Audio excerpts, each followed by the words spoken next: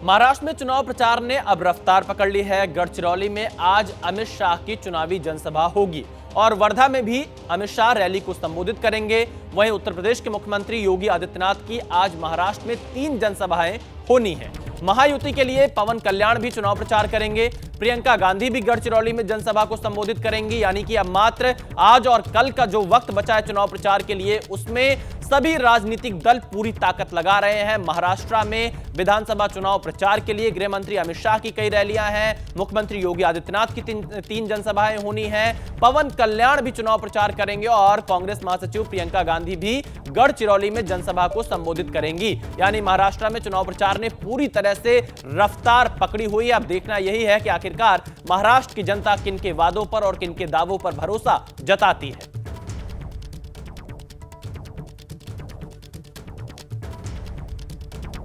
तो आज कई बड़े नेता रैलियां करेंगे महाराष्ट्र में और हमारे संवाददाता मृत्युंजय इस वक्त महाराष्ट्र की इस राजनीति पर और ज्यादा अपडेट देने के लिए मुंबई से हमारे साथ लाइव जुड़ चुके हैं। मृत्युंजय, आज देखा जाए तो सभी राजनीतिक दल पूरी ताकत लगा रहे हैं। आप बीते कई दिनों से लगातार महाराष्ट्र के चुनाव को कवर कर रहे हैं। अब तो आखिरी दौर है, अब तो जनता मूड बना चुकी होगी किस ओर जा रही है।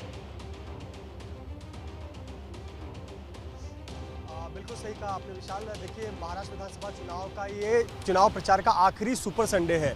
आज रविवार का दिन है, कामकाज का दिन नहीं है, छुट्टी का दिन है। जनता अपने घर पर होगी तो क्यों ना शक्ति प्रदर्शन किया जाए, जनता के बीच जाया जाए। बड़े से बड़े नेता, आम गली के नेताओं से लेकर दिल्ली तक के नेता गली गली में जाकर मतदाताओं से मिल रहे हैं और पूरे महाराष्ट्र में जोर लगा रहे हैं। हर पार्टी अपने उम्मीदवार के लिए पूरा जोर लगा रही है।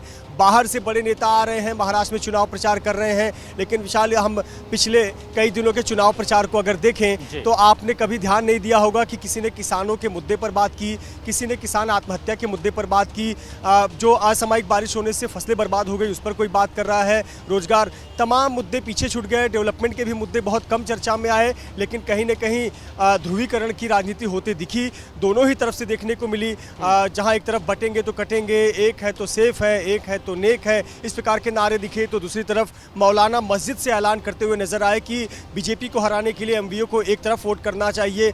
बहुत सारी बयानबाजी हमें सुनने को मिली। लेकिन एक बात आपको स्पष्ट कर दूं कि कोई भी नेता और कोई भी पार्टी कॉन्फिडेंट नहीं है।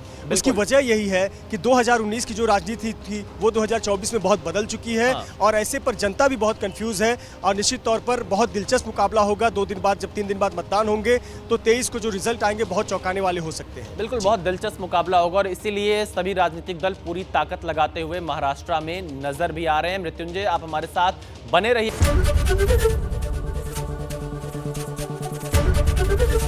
एबीपी गंगा, खबर आपकी, जुबान आपकी।